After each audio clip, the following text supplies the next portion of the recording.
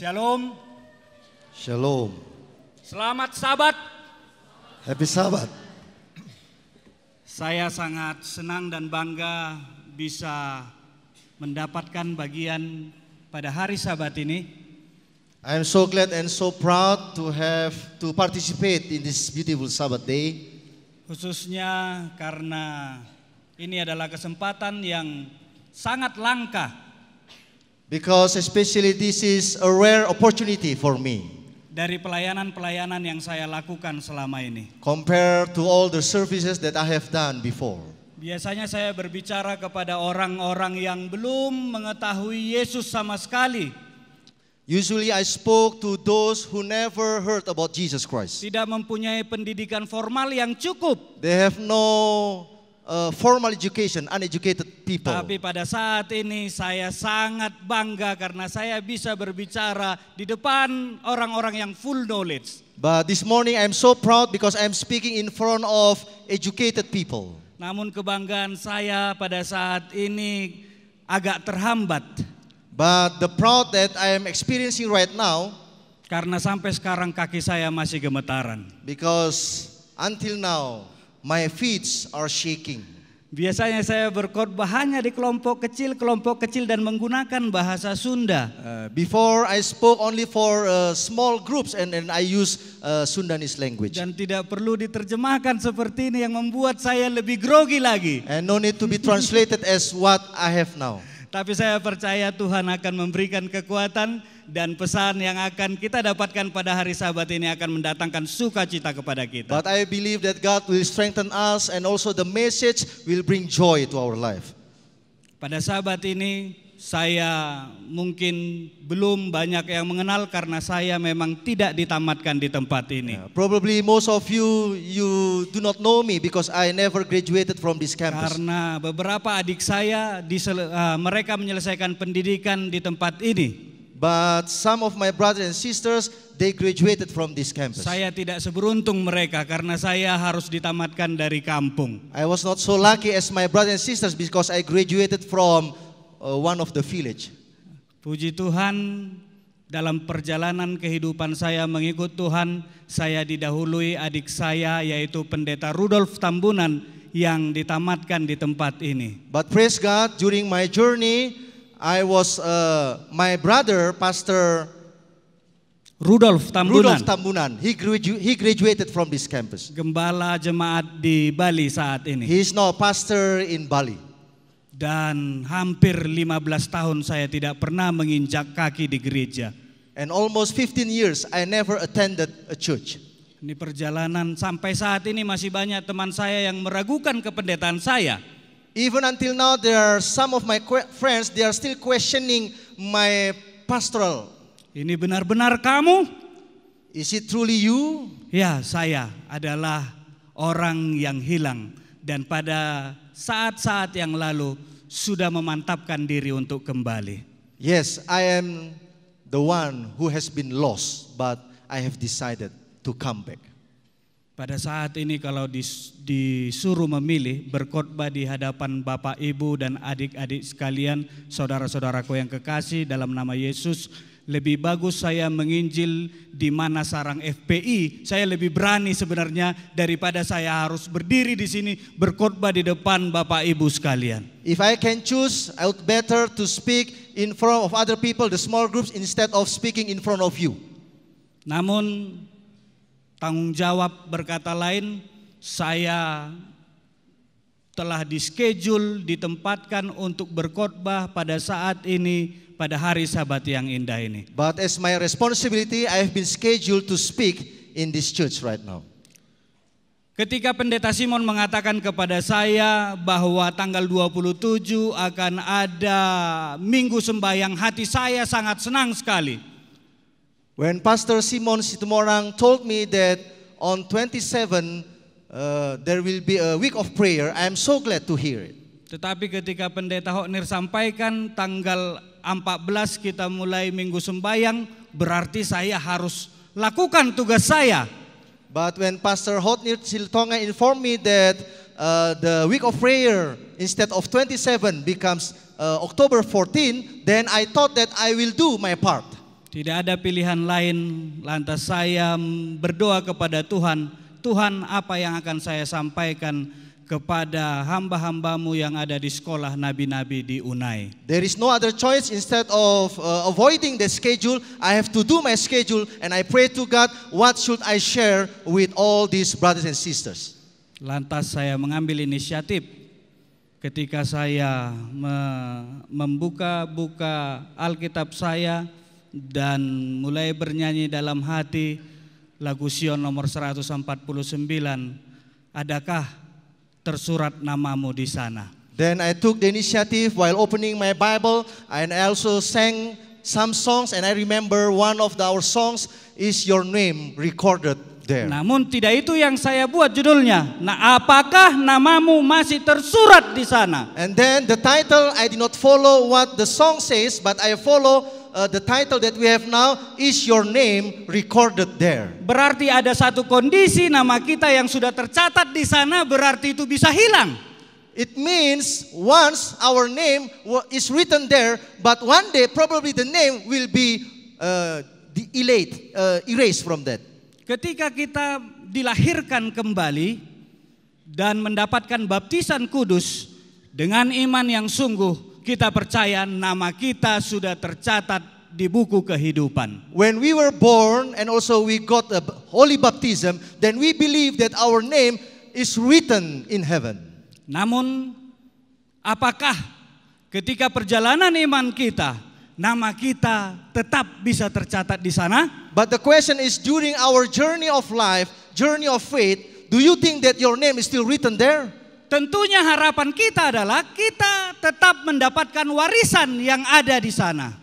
Of course, we hope that we will still have heritage in heaven. Kenapa itu terjadi? Why this happened? Baik, ketika saya membaca-baca ada satu ungkapan mengatakan satu rumus, ada namanya hedonic treadmill, yang isinya semakin besar penghasilan atau pendapatan seseorang, maka semakin besar biaya yang dibutuhkan untuk membuat bergembira. There is a slogan says, the more income someone's receive, the more cost is required to make the person happy. Berarti tidak ada jaminan bahwa dengan standar yang khusus kita dapat mendapatkan kebahagiaan yang terus-menerus. It means there is no guarantee for you with such standard that you will receive a continuous happiness. Seiring berjalannya waktu, seiring berjalannya pendapatan kita bertambah, seiring bertambahnya usia kita, bisa saja cara mendapatkan kebahagiaan kita berubah-ubah. By the time goes by, how we will earn, we will get happiness, probably it can be changed day by day, years by years. Saya punya kesaksian ketika saya pertama kali ditempatkan melayani di kota Tasikmalaya. I have a testimony when the first time the conference asked me to serve Tasikmalaya Church. Saya tidak mendapatkan seleri dari organisasi ini. I did not receive a stipend from our organization. Tapi hati saya bersuka cita. But my heart is so glad. Kenapa? Karena kesempatan yang diberikan Tuhan kepada saya untuk melayani. Because of the opportunity that God gave to me. Hati saya bersuka cita hanya dengan keadaan tenaga penginjil sukarela. I am so glad although I am serving as a missionary volunteer. Berjalannya waktu saya mendapatkan hadiah dari beberapa simpatisan dan anggota jemaat. During the time past, then I received some gifts from my members. Pendeta saya lihat kemana-mana berjalan kaki. Saya kasih sepeda yang dibuat yang pakai di charge, pakai listrik. Pastor, we see you that you visited our house only by your feet. Now we gave you electrical motorcycle. Namun ini listriknya sudah mati. Jadi pendeta harus sangat berat menggohet sepeda itu. But sorry pastor, the electrical is off right now. So please cycle the bicycle. Dan hati kami dipenuhi sukacita dengan istri. But I'm so glad with my wife. Karena kami bisa bersama-sama naik sepeda walaupun menggoet sepeda ini sangat berat sekali. Because both of us, we are riding the bicycle, serving the church members. Dengan sepeda yang rusak itu, hati kami dipenuhi sukacita. With this poor bicycle, our heart are so happy. Seiring berjalannya waktu, kami ditetapkan menjadi PS dari TSPM menjadi PS. During the time goes by, now we are appointed to become pastor temporary. A temporary pastor, ya, penginjil sukarela, temporary pastor, ya. From TSPM to become temporary pastor. Jadi ada PS sebelum menjadi internship dulu, nggak tahu sekarang masih ada. So the step is temporary pastor before you become an index pastor. Saya mulai mendapatkan bantuan transportasi dari organisasi. Then I receive transportation from the organization. Mulai saya memberanikan diri menyicil sepeda motor. Then I encourage myself to buy a motorcycle without payment. Sepeda yang lama ini sukacitanya berakhir sampai di situ. Then this poor bicycle, the happiness ended at the time. Kami mulai, standar sukacita kami mulai naik dari sepeda ke sepeda motor. Then the standard of our happiness increased from the bicycle to motorcycle. Dan memang ini kami gunakan untuk pelayanan kami dan membuat kami gembira. Then we use this motorcycle for our service. It make us joy and happiness in our life. Namun ketika kami dipanggil untuk datang ke Bandung untuk kumpul pengerja-pengerja. But when one day we are called to meet with all the pastor here in Bandung, kami melihat teman-teman kami sudah pakai 4 roda. We noticed that some of our pastors, our friends, they are riding car. Mulai terusik lagi sukacita yang punya sepeda motor ini. Then it disturbed us, those who are having motorcycle. Dan kami mengingini supaya kami bisa mengambil bagian untuk mendapatkan sukacita mempunyai mobil. Then we want to be a part of those who have a car, that happiness to have a car. Dan inilah perjalanan hidup yang terus menerus yang membuat kebahagiaan kita berganti-ganti. And this is the journey of life that makes our happiness keep changing year by year. Inilah kehidupan di dunia ini. This is the life in this world. Atau di Portibi na Mangilason. This is the life in this world. Maafkan saya karena saya dari gereja Batak jadi masih terbawa-bawa ungkapan-ungkapan yang muncul. Please forgive me because I came from a Bataknese church. Itulah sebabnya kita yang ada di sini merindukan suasana yang baru. That's why all of us here we are hoping a new situation. Di mana kita punya standar untuk sukacita itu tidak akan berubah-ubah. Where the standard of our happiness will never change anymore. Selalu bersukacita, selalu bersukacita. Always rejoice and always rejoice. Dan ketika Yesus hendak naik ke sorga, sebelum dia meninggalkan bumi ini, before Jesus ascend to heaven, leave this world, dia berjanji kepada kita di dalam Yohanes 14 ayat 2 dan 3. He promised to us in John chapter 14 verses 2 and 3. Di rumah Bapakku banyak tempat tinggal. Jika tidak demikian, tentu aku mengatakan kepadamu, sebab aku pergi ke situ untuk menyediakan tempat bagimu. Di rumah In my Father's house are many mansions. If it were not so, I would have told you, I go to prepare a place for you. Dan apabila aku telah pergi ke situ dan telah menyediakan tempat bagimu, aku akan datang kembali dan membawa kamu ke tempatku, supaya di tempat di mana aku berada, kamu pun berada. And if I go and prepare a place for you, I will come again and receive you to myself, that where I am, there you may be also. Ada satu tempat yang disediakan bagi kita, yang kita berharap nama kita tetap tercatat menjadi pewarisnya di sana. There is a place that God has prepared for us, then we hope that our name will be recorded there. Tempat di mana kita punya standar sukacita tidak akan berubah-ubah lagi. that a place where our standard of happiness never be changed anymore.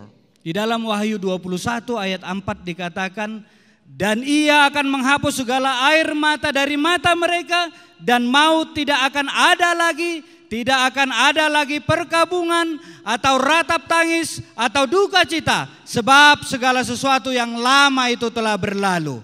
In Revelation 21 verse 4, and God will wipe away every tear from their eyes. There shall be no more death, nor sorrow, nor crying. There shall be no more pain, for the former things have passed away. Tentunya ini adalah suasana yang kita rindukan. Of course, this is the situation that we are missing, that we are hoping for it. Seberapa tinggi pangkat kita, seberapa banyak uang kita, kalau di dunia ini kita masih mendapatkan perkabungan atau ratap tangis. No matter how rich you are, no matter the position that you have, still in this world we will face sadness and tears. Tidak ada jaminan bahwa kita tidak akan mendapatkan duka cita atau permasalahan. There is no guarantee that you will never face tears and sadness problems in this world. Namun ada satu tempat yang harus kita tuju, dan bagi kita yang sudah dibaptiskan atau dilahirkan kembali, kita rindu nama kita tetap tercatat di sana. But there is a place that is our goal. When we receive, accept Jesus, got baptized, then we hope that our name will be recorded there. Untuk itu, ketika Yesus ada di dunia ini, di dalam Matius 13 ayat 44 dan sampai 46, dia mengatakan hal tentang tempat di mana yang kita rindukan itu yang disebut dengan kerajaan surga. When Jesus was living here, he gave a lesson, a teaching about a place that the place will be our goal. Hal kerajaan surga itu seumpama harta yang terpendam di ladang, yang ditemukan orang, lalu dipendamkannya lagi. Oleh sebab sukacitanya pergilah ia menjual seluruh miliknya, lalu membeli ladang itu. Verse 44, Matthew 13, again the kingdom of heaven is like treasure hidden in the field, which a man found and hid. And for joy over it, he goes and sells all that he has and buys that field. Demikian pula hal kerajaan surga itu, seumpama seorang pedagang yang mencari mutiara yang indah.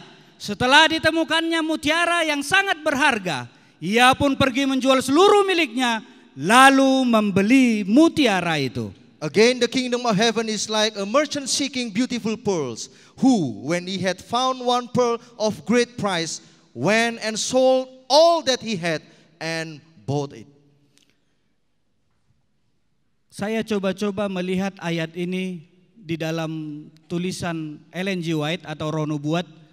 Saya dapatkan di dalam buku perumpamaan-perumpamaan Tuhan Yesus. I was trying to see the meaning of these verses through the writings of Mrs. White, and then I found in the book of Christ's Object Lessons. Dan pada siang Sabat ini saya hanya mengambil beberapa perumpamaan di dalam buku perumpamaan Tuhan Yesus dan dikombin dengan Alkitab untuk kita pelajari sama-sama pada Sabat ini. This Sabbath I will just quote some quotations from the writings of Mrs. White combined with some text from the Bible. Saya sengaja tidak buat pasal berapa, paragraf berapa supaya nanti kita baca sangat baik sekali buku perumpamaan-perumpamaan Tuhan Yesus. Yeah, I did not write the chapter and also the page so that we will read statement by statement.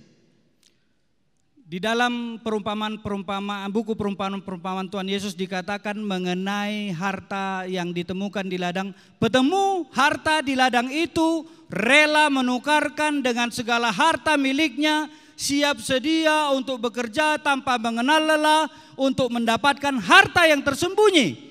Demikianlah penemu harta sorga akan menganggap tidak ada pekerjaan yang terlalu berat atau pengorbanan yang terlalu mahal untuk menemukan harta kebenaran itu. The quotation is, the finder of the treasure in the field was ready to part with all that he had, ready to put forth untiring labor in order to secure the hidden riches. So the finder of heavenly treasure will count no labor too great and no sacrifice too dear in order to gain the treasures of truth. Mungkin kalimat ini sudah sangat jelas apa yang dimaksudkan di dalamnya. Hopefully, the statements is so clear, the meaning inside of the statement itself. Tidak ada satupun yang kita lakukan atau yang kita kerjakan dibandingkan dengan harta yang terpendam yang dia akan dapatkan. We cannot compare what we are doing right now, what we are working for, compare to the treasure hidden. Dia jual harta miliknya, dia bekerja siang dan malam hanya untuk mendapatkan harta terpendam ini.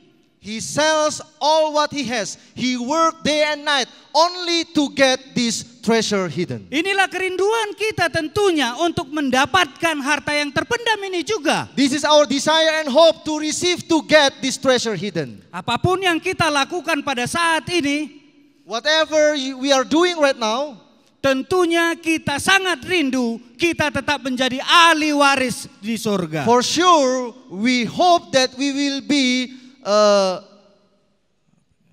ahli waris. Itulah itu ya. Ahli waris ya. Ahli waris. Inilah dia. Jadi ikut. Namun ketika Kristus datang, orang Yahudi tidak mengenal dia yang dituju oleh lambang-lambang itu. Mereka mempunyai firman Allah dalam tangannya, tetapi tradisi-tradisi yang telah diteruskan dari generasi ke generasi dan tafsiran manusia tentang kitab suci menyembunyikan dari mereka kebenaran sebagaimana adanya dalam Yesus. Kepentingan rohani dari tulisan-tulisan kudus menjadi hilang.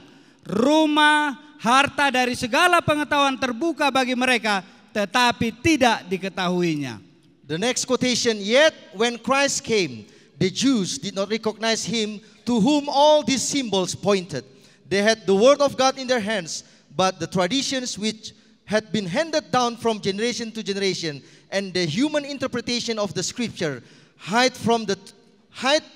them from the truth as it is Jesus. The spiritual import of the sacred writing was lost. The treasure house of all knowledge was open to them, but they knew it not.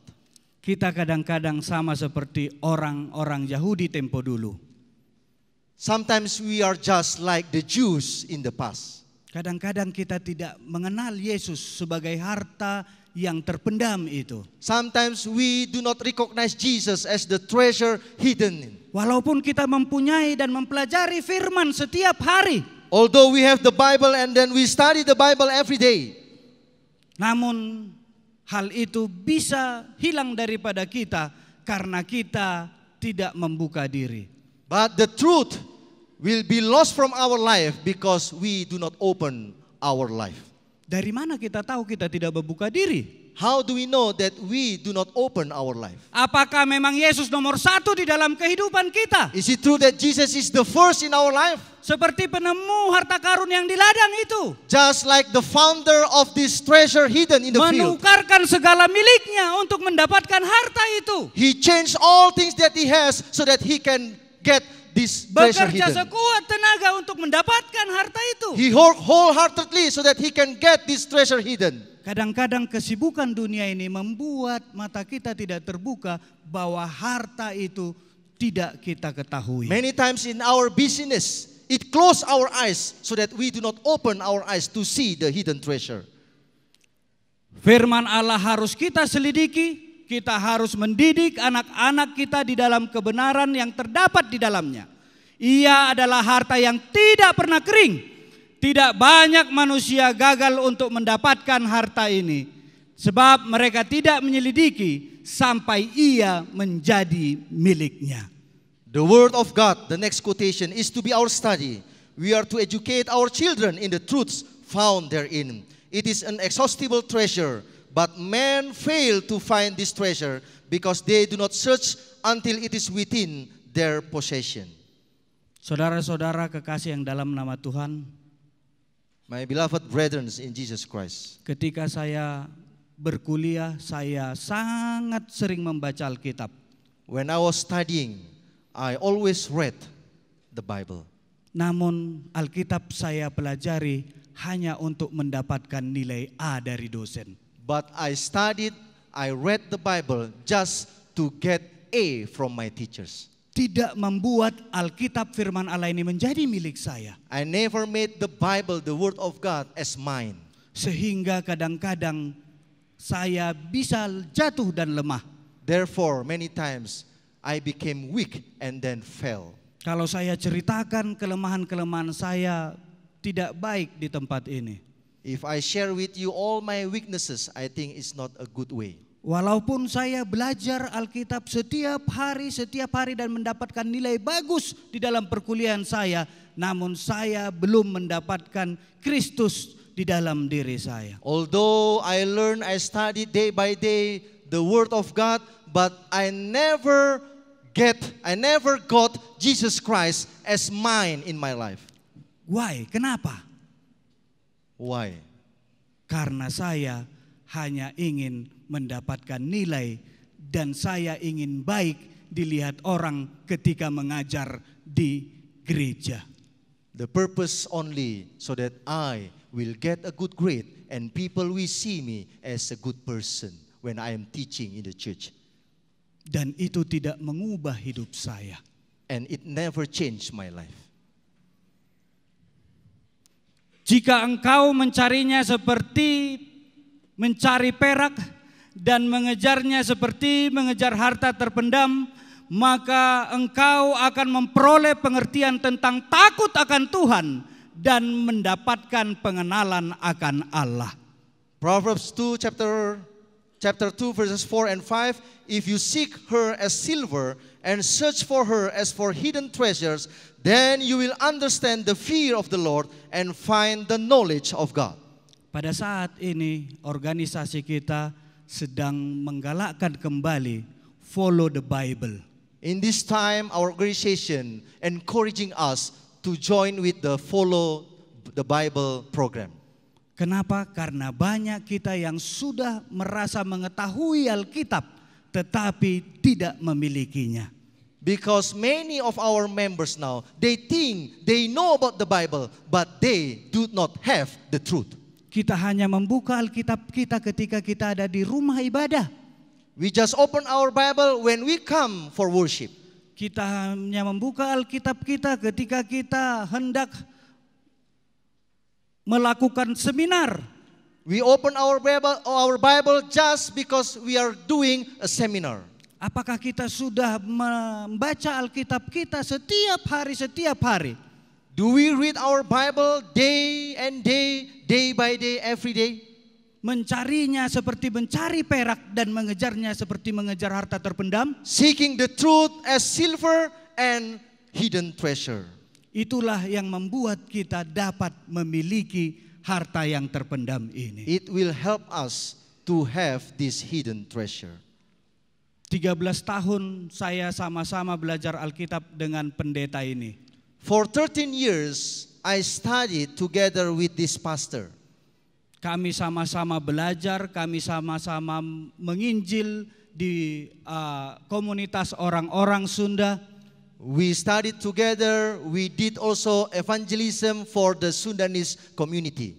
Namun pada tahun kemarin dia berani mengambil keputusan untuk mencari harta yang terpendam itu. But last year, he took a decision to seek the treasure hidden. Berat dia melakukan itu. It's so hard for him.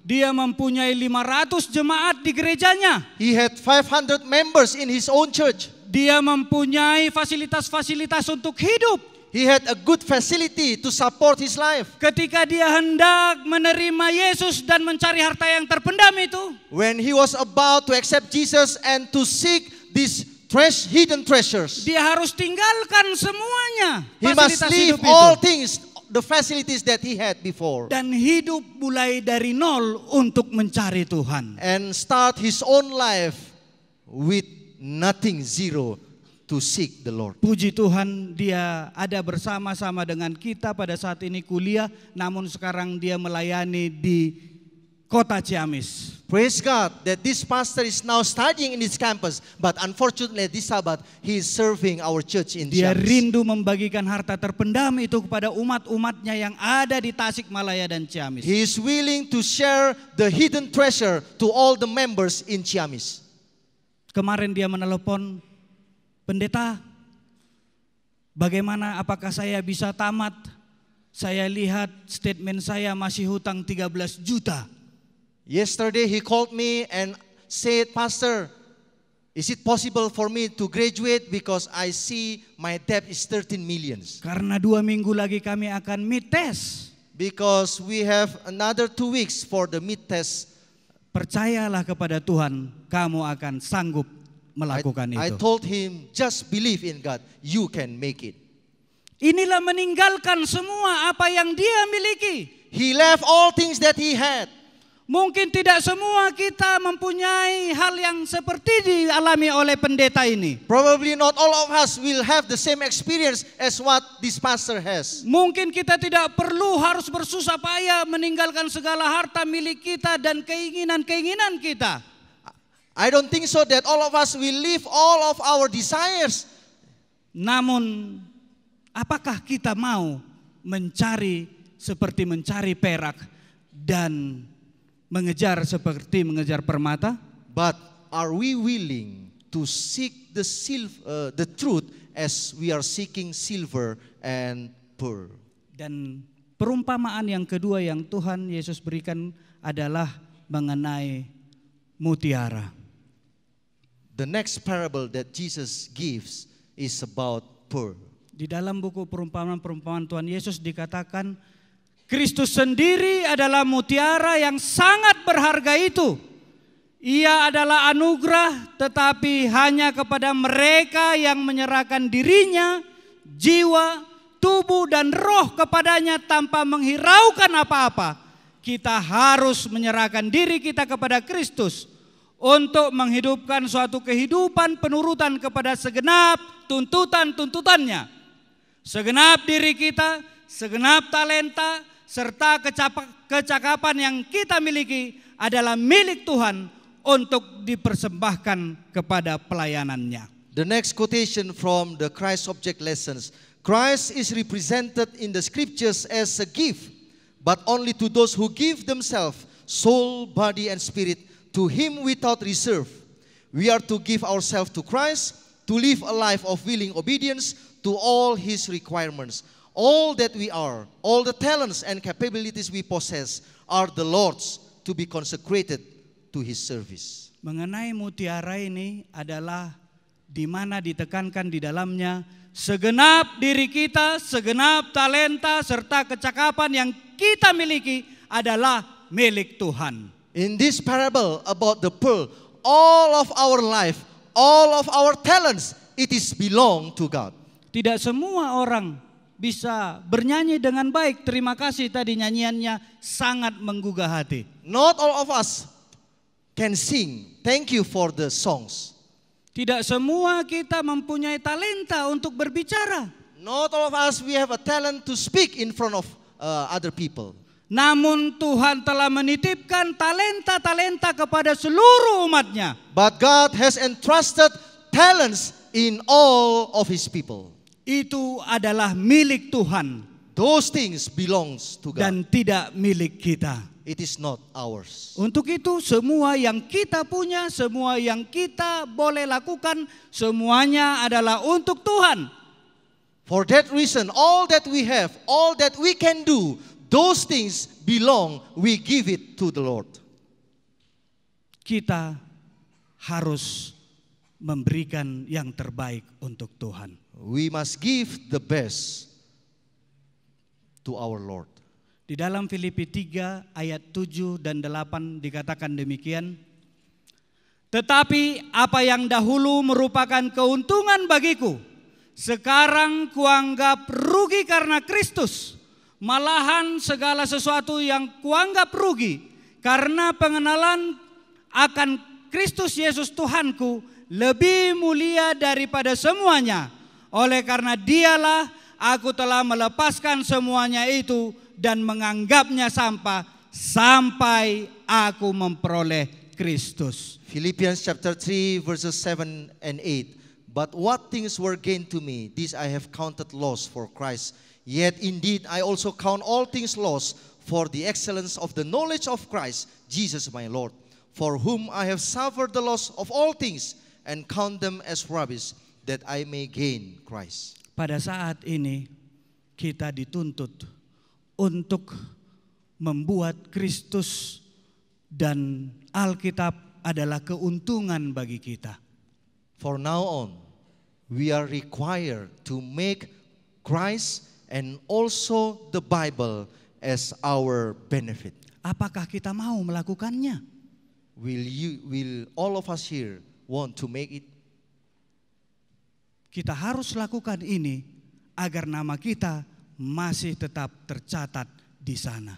We must do these things so that our name is written in heaven.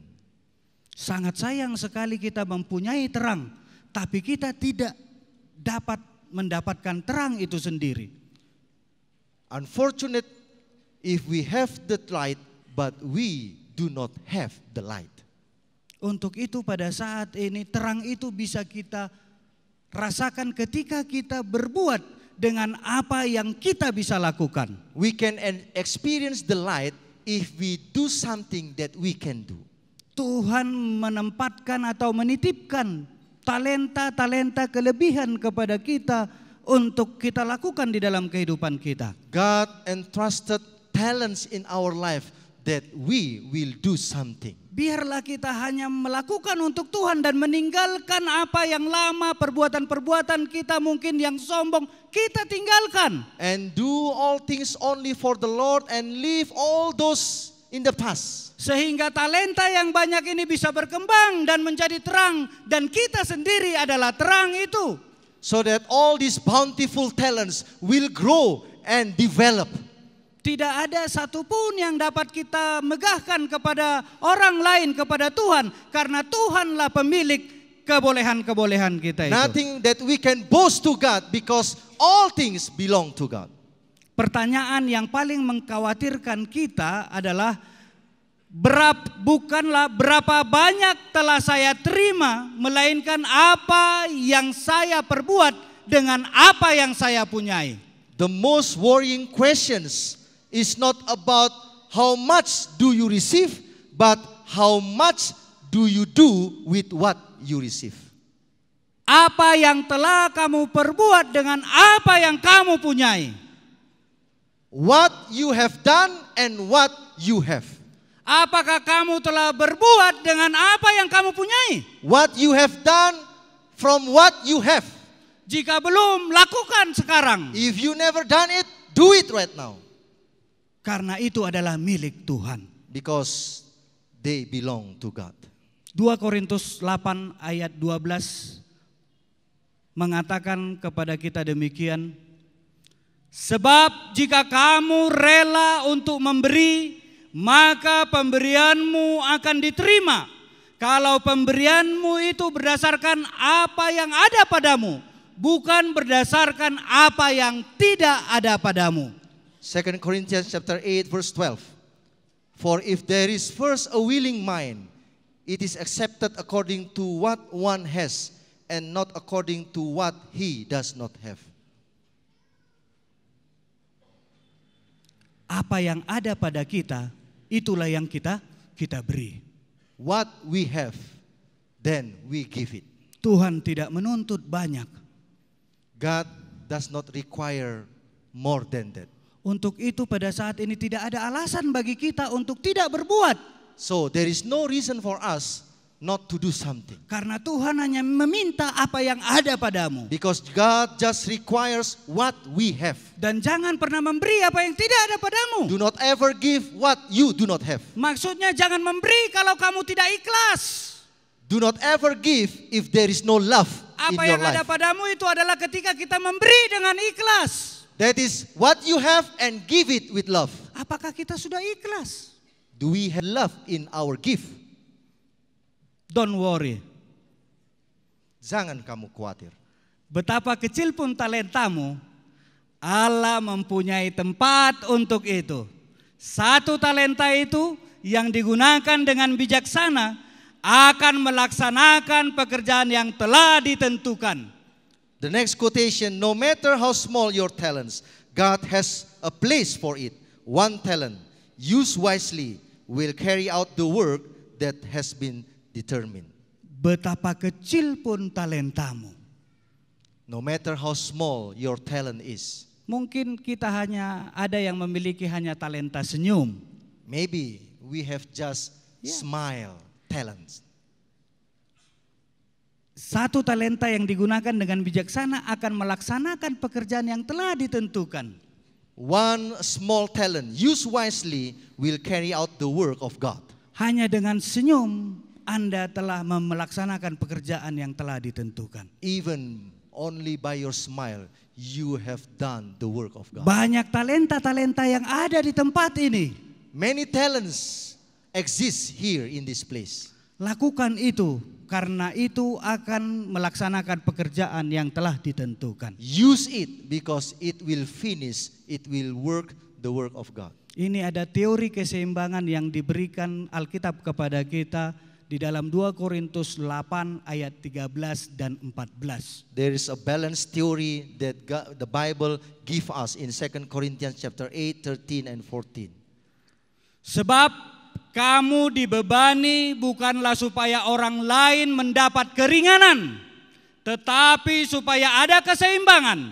Maka hendaklah sekarang ini kelebihan kamu mencukupkan kekurangan mereka, agar kelebihan mereka kemudian mencukupkan kekurangan kamu, supaya ada keseimbangan. For I do not mean that others should be eased and you burdened, but by an equality, that now at this time your abundance may supply their lack, and their abundance also may supply your lack, that there may be equality. Di dalam kehidupan kita menjadi umat-umat Tuhan, in our life as God's people, Tuhan tidak tempatkan kita semua orang-orang yang berhasil. we do not place all of us here to become a success Tuhan person. tidak tempatkan kita semua adalah orang-orang yang sehat. We do not place all of us here to become a health person. Tuhan tidak tempatkan kita semua orang-orang yang gagah berani. We do not place ourselves, all of us here, to become a brave people. Tapi Tuhan membuat kita saling melengkapi satu dengan yang lainnya. But God placed us so that we will equip each other. Sehingga kelebihan kita dapat menjadi keseimbangan bagi kekurangan orang lain. So that whatever the benefits that we have to become a equality, a balancing for other people. Dan kekurangan, kelebihan orang lain dapat menjadi keseimbangan oleh karena kekurangan kita.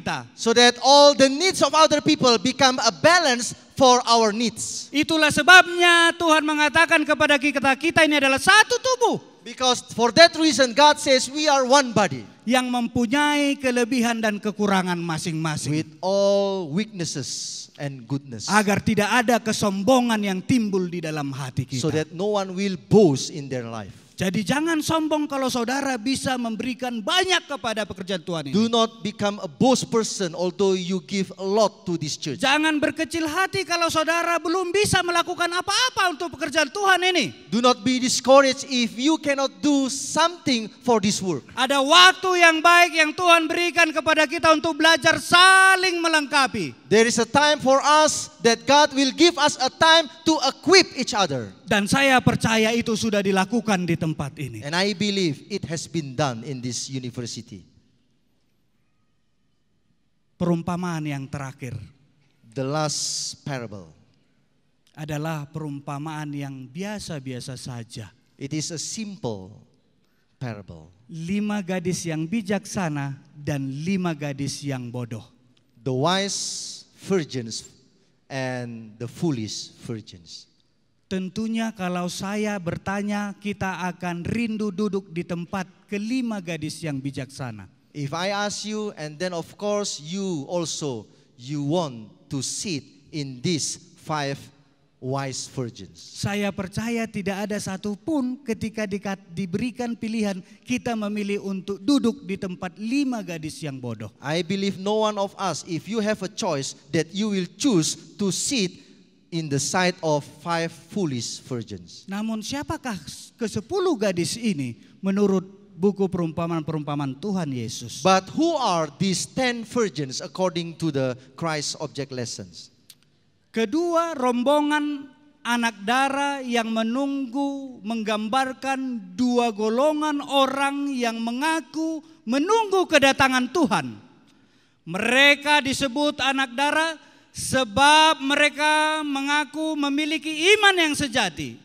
Pelita itu menggambarkan firman Allah, minyak merupakan lambang dari Roh Kudus. The two classes of watchers represent the two classes who profess to be waiting for their Lord. They are called virgins because they profess a pure faith. By the lamb is represented the word of God. The oil is a symbol of the Holy Spirit. Mereka memiliki iman yang sejati. They have a pure, a genuine faith. 10 anak darah ini adalah orang yang memiliki iman yang sejati. These 10 virgins, they are persons who are having a pure faith. Sama seperti kita memiliki iman yang sejati. Just like we are having also a pure faith. Ketika mereka berjalan di satu tempat, orang akan tahu bahwa 10 anak darah itu adalah orang yang menantikan kedatangan Tuhan yang kedua kali. When these 10 virgins they are walking in one place, then everybody will know that they are waiting the second coming of our Lord. Tidak diragukan lagi, mereka adalah orang yang menantikan kedatangan Tuhan yang kedua kali. No one doubting about themselves because people know that they are group of people waiting the second coming. Inilah ke-10 anak darah itu. These are the 10 virgins. Namun dari antara 10 ini 5 yang bodoh, 5 yang bijaksana. But out of these 10 virgins, there are 5 foolish, there are 5 wise. Di manakah tempat kita? Where is our place? Kita masih tergolong di dalam 10 anak darah. We are still among the 10 virgins. Tanpa Roh Allah, suatu pengetahuan mengenali firman-Nya adalah sia-sia belaka. Teori mengenai kebenaran yang tidak disertai oleh Roh Kudus tidak dapat membangunkan jiwa itu atau menyucikan hati. Orang bisa mengenal perintah serta janji-janji Alkitab, tetapi kecuali Roh Allah menempatkan kebenaran itu di dalam hati, tabiat itu tidak akan berubah. The next quotation, without the Spirit of God, a knowledge of His word is of no avail. The theory of truth, unaccompanied by the Holy Spirit, cannot quicken the soul or sanctify the heart.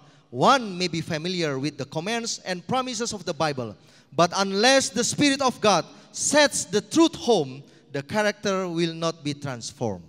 Ini yang saya katakan tadi, tanpa Roh Allah pengetahuan firman mengenai firman-Nya adalah sia-sia belaka. This is what I said. Knowledge without of the truth is nothing. Dan ke-10 anak darah ke-10 anak darah itu 5 diantaranya adalah orang yang mengetahui atau mengenai firman Tuhan, dia tahu, tapi dia mendapatkan kesia-siaan belaka. These 10 virgins, out of these 10, 5 foolish virgins, they know about the Bible, the truth, but they receive useless knowledge. Karena tabiat mereka tidak berubah. Because their character never been changed. Semua kita mempunyai masa lalu. All of us, we have our past. Semua kita mempunyai kelemahan dan kekurangan. All of us, we have our weaknesses. Namun dengan Roh Kudus kita akan bisa meninggalkan masa lalu dan meninggalkan kekurangan-kekurangan kita. But by the help of the Holy Spirit, we will leave our past. Bukan dengan pengetahuan belaka. Not because our knowledge. Seberapa jago pun saudara menerangkan seminar wahyu, seberapa hebat pun saudara menerangkan seminar Daniel, tetapi tanpa Roh Kudus itu tidak akan dapat merubah kita dan merubah pendengar kita. No matter how smart you explain the book of Daniel and the book of Revelation, but without the Holy Spirit, it's useless. Berarti di antara ke-10 anak darah ini ada 5 orang yang bisa berubah dan 5 yang tidak bisa berubah. It means among these 10 virgins, there are 5 has been changed and 5 never been changed. Golongan yang digambarkan oleh anak darah yang bodoh bukanlah orang-orang yang munafik. Mereka menghormati kebenaran. Mereka telah membela kebenaran itu. Mereka tertarik kepada orang yang percaya kepada kebenaran. Tetapi mereka belum menyerahkan dirinya kepada pekerjaan Roh Kudus. The class represented by the foolish virgins are not hypocrites. They have a regard for the truth. They have advocated the truth. They are attracted to those who believe the truth. But they have not yielded themselves to the Holy Spirit's working. Bayangkan, kelima anak darah yang bodoh ini bukanlah orang-orang yang munafik. Imagine that these foolish virgins, they are not hypocrites. Berarti kalau masih ada orang-orang yang munafik, berarti mereka tidak termasuk di antara 10 anak darah itu. Bahkan tidak termasuk di dalam 5 anak darah yang bodoh. So if there are hypocrite persons, they do not belong to the 10 virgins. Even they do not belong to the 5 foolish virgins. Di manakah posisi kita?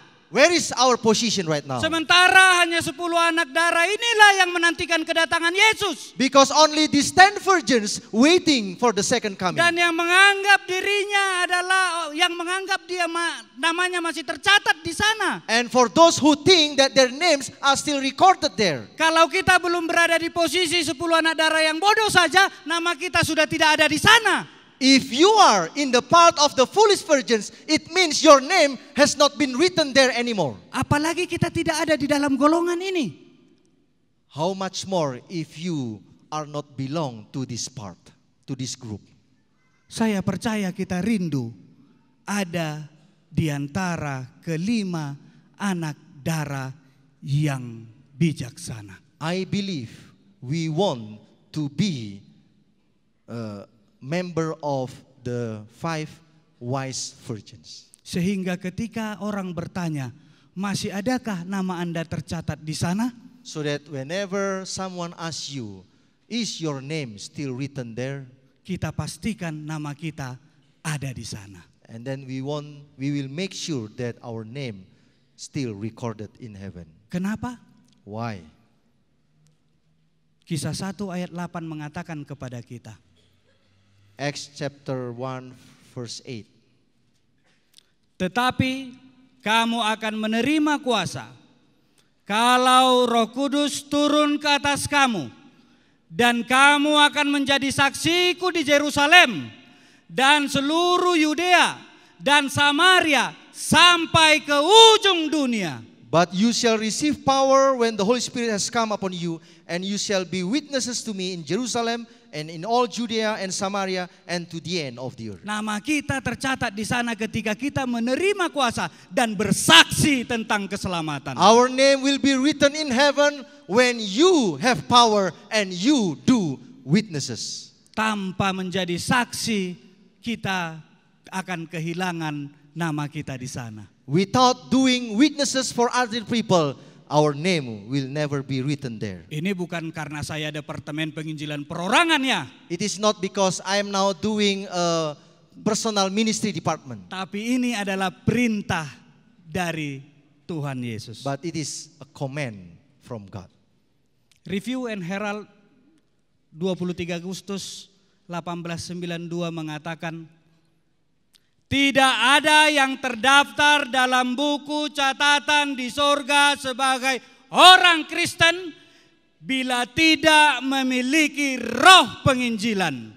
None is recorded in the book of heaven as a Christian without having the spirit of evangelism. Saya baca sekali lagi, tidak ada yang terdaftar dalam buku catatan di sorga sebagai orang Kristen bila tidak memiliki roh penginjilan. I will read one more time. None is recorded in the book of heaven as a Christian without having the spirit of evangelism. Masih adakah nama kita tercatat di sana? Is our name still recorded in heaven? Tidak cukup hanya orang yang menyampaikan mempunyai roh penginjilan. Ternyata roh penginjilan juga ada yang gak benar. It's not enough to have a spirit of evangelism because there is also a wrong spirit of evangelism. Di dalam Filipi 1 ayat 15 dikatakan demikian, ini ayat pamungkas atau ayat terakhir bagi kita pada siang Sabat yang indah ini, Filipi 1 ayat 15. This is the last verse that we are going to read in the book of Philippians chapter 5 verse 15. This is a powerful verse. Ada orang yang memberitakan Kristus karena dengki dan perselisihan.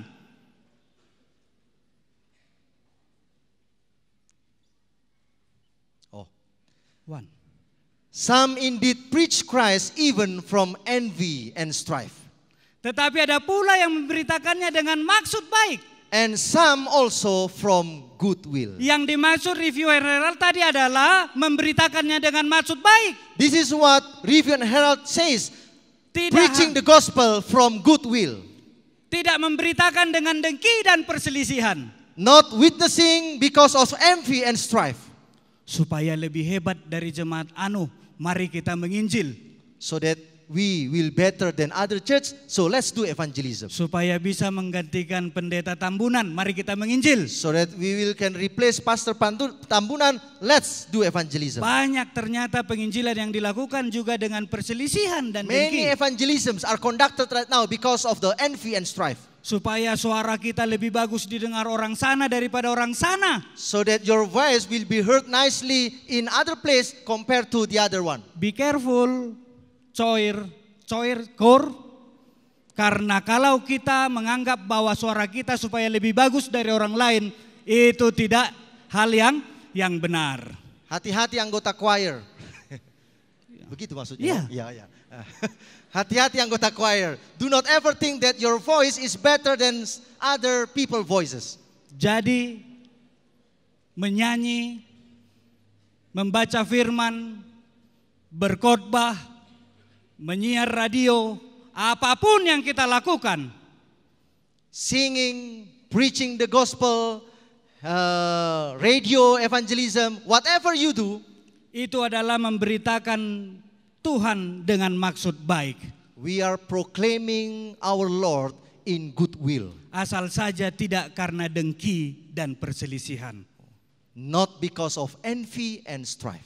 Itulah baru nama Anda tetap akan tercatat di sorga. Then your name still written, recorded in heaven. Saya percaya kita akan memperbaharui semangat kita. I believe that we will renew our spirit. Kita akan mulai menjadi saksi. We will start to become a witness. Bagi adik-adikku mungkin mulai dari kamar. For our young people, maybe you can start it in your room. Mulai dari teman satu tingkat. Start it from the same batch. Dan berangsur-angsur ke tempat yang lebih baik. Then you will increase to other places. Dan barulah nama kita tetap terdaftar di dalam buku catatan sorga. Then our name still recorded in the book of heaven. Mari menginjil, Tuhan memberkati kita. Let's evangelize. Jesus bless us. Amin. Amen.